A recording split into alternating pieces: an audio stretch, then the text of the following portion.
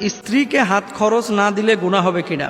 স্ত্রীকে তো খাবার দিচ্ছি, ভরণ পোষণ দিচ্ছি, থাকার জায়গা দিচ্ছি, হাত খরচ আবার লাগবে কেন? হাত খরচ কেন লাগবে?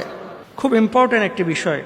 এবং আমাদের বাংলাদেশে যদি হিসেব করা হয় 90% পুরুষ এক্ষেত্রে উদাসীন। স্ত্রীকে হাত খরচ কেন দিতে হবে?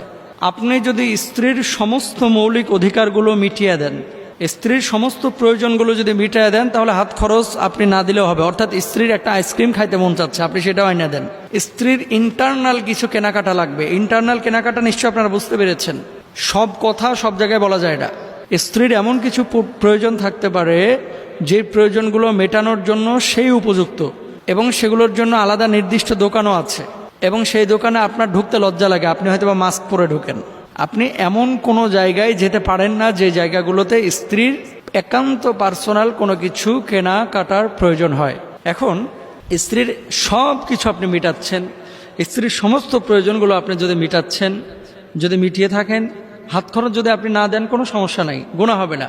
কিন্তু এমনটা যদি হয় স্ত্রীর সাবান লাগবে, আপনি টাকা দিচ্ছেন না, স্ত্রীর একটা খাবার লাগবে, আপনি খেতে দিতে পারছেন না, স্ত্রী বাচ্চার অসুখ হইলে আপনি দূরে থাকেন, মেডিসিন লাগবে, সেজন্য আপনি স্ত্রীকে বলে দিয়েছেন বাচ্চার অসুখ হোক তারপরে আমি মেডিসিনের বিষয়টা চিন্তা করব। এগুলো জুলুম, এগুলো রীতিমতো জুলুম, এগুলো করা যাবে না। আল্লাহ সুবহানাহু ওয়া তাআলা কি বলছেন একটু খেয়াল করেন।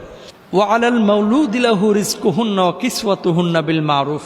স্ত্রীর ভরণ পোষণের সমস্ত দায় দায়িত্ব কিন্তু আল্লাহ তাআলা পুরুষের উপরে দিয়ে দিয়েছেন। অভিভাবকের সমস্ত দায় দায়িত্ব কিন্তু স্বামীর উপরে দিয়ে দিয়েছেন। অর্থাৎ একজন স্ত্রী, একজন মেয়ে যখন বাবার ঘর ছেড়ে স্বামীর ঘরে আসছেন, স্বামীর উপরে সমস্ত দায় দায়িত্ব তার বর্তায়। এখন হাত খরচটা কেন স্ত্রী চাচ্ছেন, আপনাকে এটা ফাইন্ড আউট করতে হবে। আপনি কি তার মৌলিক অধিকার আদায় করছেন না, নাকি স্ত্রী অতিরিক্ত বিলাসিতার জন্য আপনার কাছে টাকা পয়সা চাচ্ছেন? অতিরিক্ত বিলাসিতা বুঝছেন তো? তার মানে হচ্ছে স্ত্রীর এমবি কিনতে হবে, মেগাবাইট কিনতে হবে।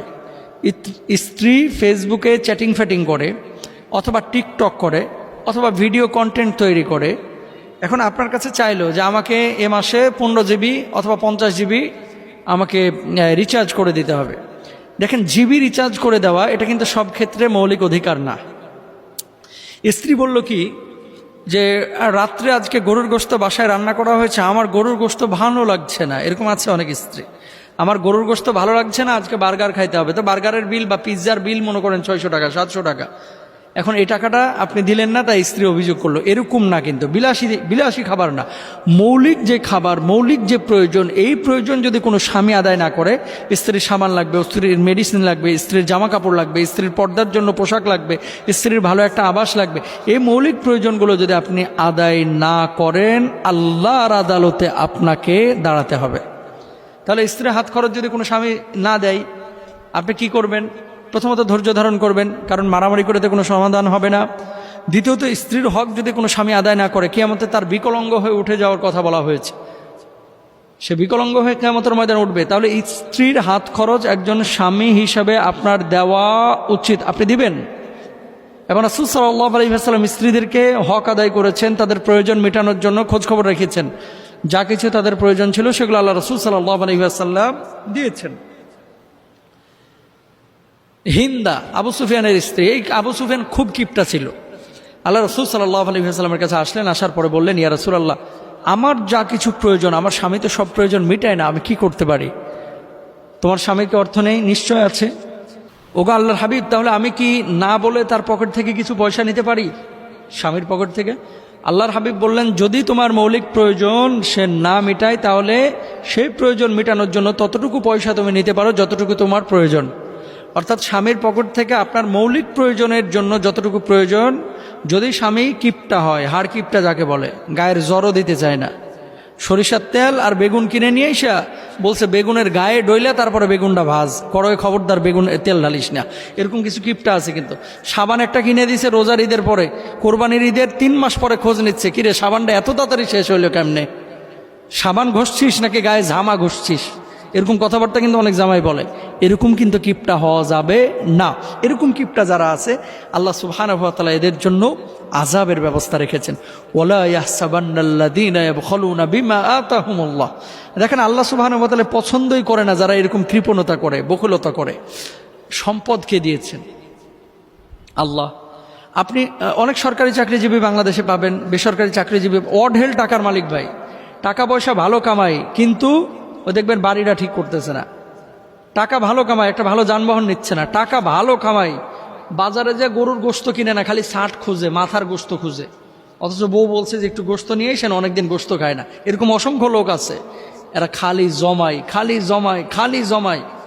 খরচ করবেন তো আল্লাহ দিবে, খরচ করবেন না, জমায় রাখবেন, এই টাকা নিয়ে কবরে যাইতে পারবেন না। সুতরাং স্ত্রীদের ভরণ পোষণ ঠিক মতো দিবেন, হাত খরচ যেটা তার মৌলিক প্রয়োজন সেটা আপনি দিবেন।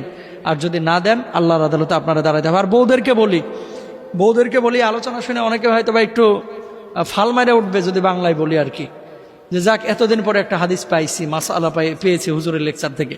বিষয়টা এরকম না। আপনারা স্বামীর অধিকারও আদায় করবেন এবং স্বামীর পকেটের ক্যাপাসিটি কতটুকু আছে, তার ইনকাম সোর্স কতটুকু, সে কত টাকা কামায়, সে অনুপাতে একটু ব্যয় করেন, তাহলে স্বামীর উপরে জুলুম হবে না।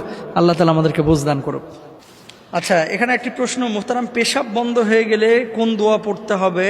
আর অনেক সময় অগ্নিকাণ্ডে হাত পুড়ে যায়, পা পুড়ে যায়, রান্নার সময় হাত অথবা ছ্যাঁকা লাগে, চামড়া ফুসকা ওঠে, এ সমস্ত ক্ষেত্রে কোনো দোয়া বা কোনো আমল আছে কিনা?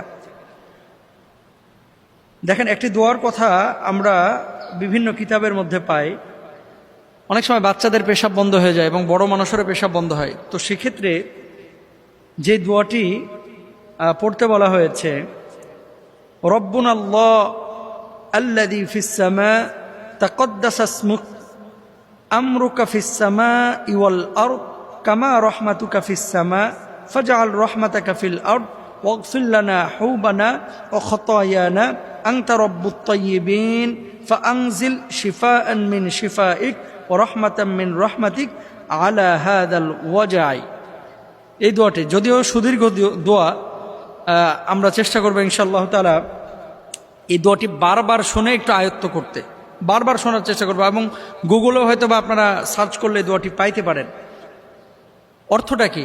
আমাদের রব যিনি আসমানে, আপনার নাম পবিত্র, আপনার আদেশ আসমানে ও জমিনে, যেমনইভাবে আপনার রহমত আসমানে তেমনইভাবে জমিনেও আপনার রহমত অবতীর্ণ করুন এবং আমাদের অপরাধ ও গুনাহ ক্ষমা করে দিন। আপনি সকল পবিত্রদের রব, সুতরাং এই ব্যথার জন্য আপনার শিফা থেকে শিফা অবতীর্ণ করুন এবং আপনার রহমত থেকে রহমত অবতীর্ণ করুন। এটি করবেন। আচ্ছা, এখন অনেক মা বোন দেখা যায় রান্নাবান্না করেন, রান্নাবান্না করার সময় হাত পুড়ে গেছে অথবা পায়ে হাতে ফোসকা পড়েছে, এমত অবস্থায় কি করবেন? আযহিবিল বাস রব্বান নাস ওয়াশফি আনতা শাফি লা শিফা ইল্লা শিফাউক, এই দোয়াটা পড়ে আপনারা ফুৎকার দিবেন। ফোঁড়া অথবা যদি ব্রণ, মুখে অনেকের ব্রণ ওঠে, ফোড়া ব্রণ এগুলো যদি মুখের মধ্যে উঠে